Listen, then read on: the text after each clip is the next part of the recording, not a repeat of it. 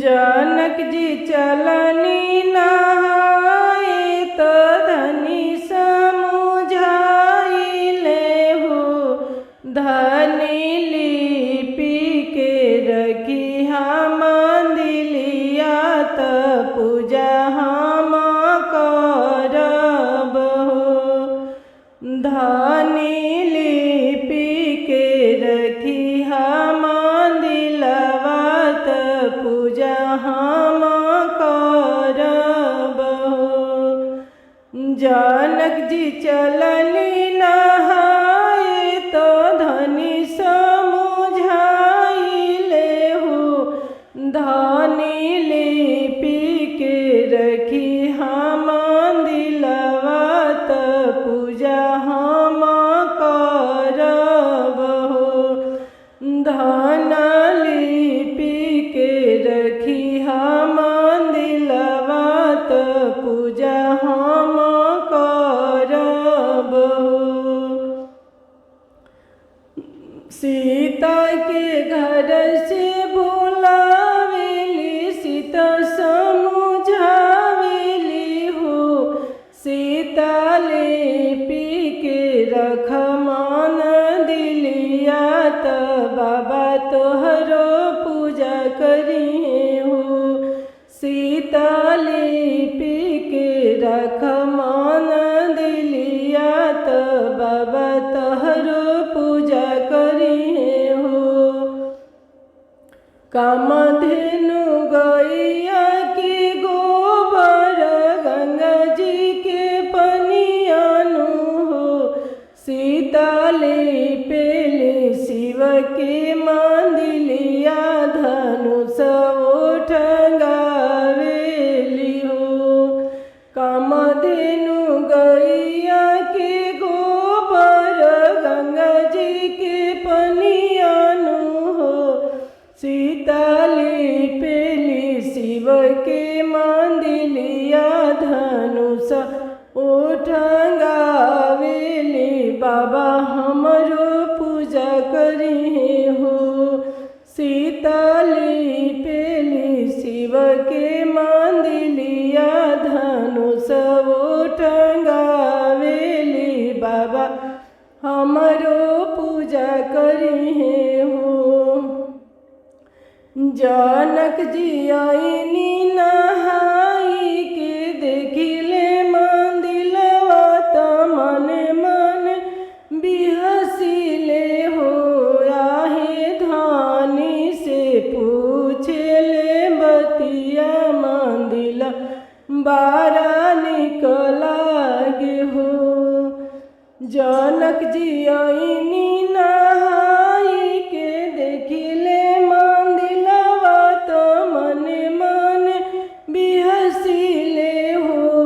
आहे धानी से कहेले मंदिल बारा निकलागे हो। ए राजा रौरे त हई हमरो राजा तयव रो सोहाग हई हो। ए साहेब सिया बेटी लिपली मंदिलवा मंदिल बारा निकलागे हो। रौरे तो हुई हमरो साहेब हमरो सिंगर हई हे। साहेब सिया बेटी लिपली मंदिलवा मंदिल बारा निकलागे मंदिल बारा निकलागे हो। घर में से सिया के बुलावेले हंसी हंसी बोलेले हो।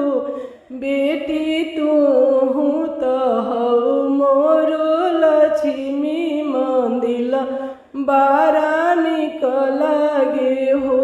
बेटी तू त हौ मोरो लक्ष्मी मंदिल बारा निकलागे हो। बेटी कैसे के लिपलू मंदिलवा मंदिल बारा निकलागे हो। बेटी बेटी कैसे के लिपलू मंदिलवा मंदिल बारा निक लागे हो। कामधेनु गैया के गोबर गंगा जी के पनियानु हो। बाबा बावे हाथे धनुष उठवनी दहिना हाथे लिपिले दहिना हाथे लिपिले मंदिल बारा निक लागे हो। कामधेनु गैया के गोबर गंगा जी के पनियानु हो। बाबा बाया हाथे लिहा निधानु सवा दहिना हाथे लिपनी दहिना हाथे लिपनी धनुष ओठंगवनी धनुष बारा निक लागे मंदिल बारा निक लागे हो। तू तो हऊ हमरो लक्ष्मी त धन के सिंगार हऊ हो। बेटी जवन जवन मंगबू तवन देव त दिल खोली मांगिले हो। बेटी जवन जवन मंगबू तवन देहब दिल खोली मांगिले हो। राजा दशरथ ऐसन ससुर कौशल्या ऐसन सासनु हो। बाबा पुरुष मांगिले भगवान रे हम मांगिले हो।